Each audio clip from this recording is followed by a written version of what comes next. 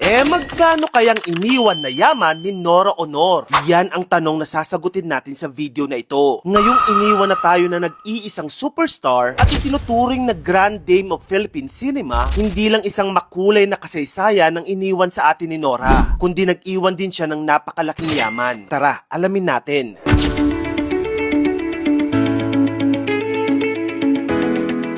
Si Nora Aunor o Nora Cabaltera Villamor sa totoong buhay ay pinanganak noong May 21, 1953 sa Iriga, Camarines Sur. Sa murang edad, nakitaan na siya ng kakaibang talento sa pagkanta pero hindi naging madali ang lahat. Nagbebenta siya ng tubig sa tren noon. Walang connection sa showbiz at lumaki sa hirap pero lahat ng yon ay nabura noong 1967 nang manalo siya sa tawag ng tanghalan na isang singing competition na sumikat noon sa radyo. Hindi ito yung tawag ng tanghalan ngayon dahil revival na lang ito ngayon. Yung original na tawag ng tanghalan noong 1960s, si Nora Aunor ang nanalo. Yun ang naging turning point. From that moment, hindi na siya tumigil sa pagkanta, sa pag-arte at sa panalo sa buhay.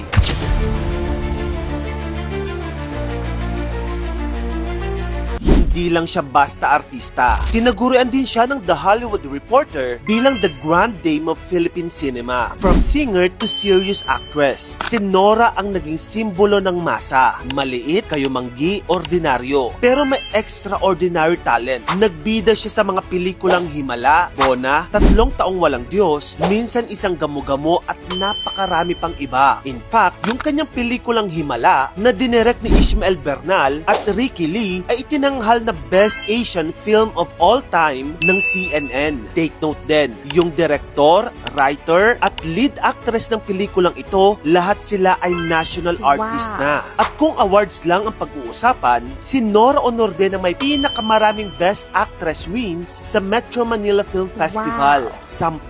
Napakarami din niyang famas at gawad urian Best Actress Award na talaga namang naging magkakambal na ang parangal ng Best Actress at ang pangalang Nora Aunor.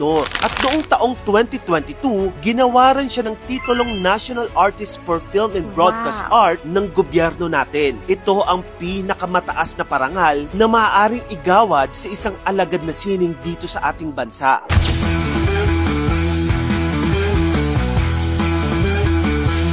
Kasagsagan ng kanyang karera sa dekada 70 at 80, si Nora Aunor ang highest paid actress sa buong Pilipinas. Ayon sa mga reports, tumatanggap siya ng talent fee noon na 250,000 pesos kada pelikula. Take note, yan ay noong 1980s pa. Imagine nyo na lang kung ilang milyon yan ang katumbas ngayon. Dahil kapag in-adjust natin ang inflation ngayon, katumbas na ito ng halos 5 to 10 million pesos kada pelikula. Tandaan, sunod-sunod ang mga pelikula niya noon. Sa isang taon, minsan, umaabot sa mahigit sa 5 ang kanyang nagagawang pelikula.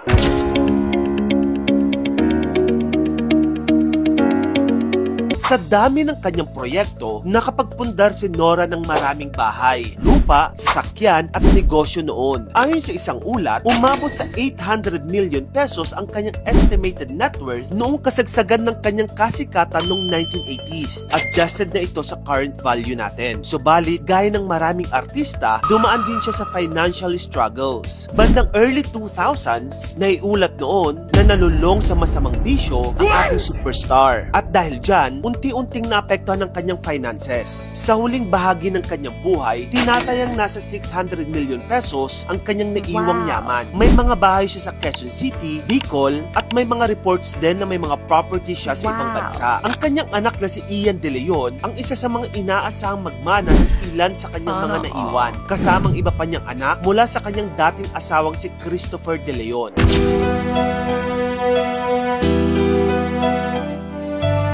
Pumanaw ang superstar na si Nora Aunor dahil sa acute respiratory failure. Ayon sa anak niyang si Ian De Leon, ito ay nangyari matapos siyang maoperahan. Ngunit nagkaroon ng komplikasyon sa paghinga pagkatapos ng operasyon. Ayon kay Ian, sabi niya sa 24 Oras noong April 16, 2025, technically and clinically speaking, the cause of death was acute respiratory failure. She was being operated on and after that, she had a hard time breathing and everything went downhill from there. Isa Isang matinding lungkot ang bumalot sa buong bansa, lalo na sa napakaraming tagahanga ni Nora dahil hindi lang artista ang nawala, kundi isang institusyon, isang alamat, isang reyna. Si Nora Honor ay hindi lang basta artista, isa siyang alamat na nag-angat ng karaniwang Pilipino. Mula sa pagbebenta ng tubig sa tren hanggang sa paghawak ng pinakamalalaking tropeyo sa industriya. Ang iniwan niyang yaman ay hindi lang sukatan ng pera, kundi ng legacy, talento at pagmamahal ng sambayan ng Pilipino. Rest in power, superstar.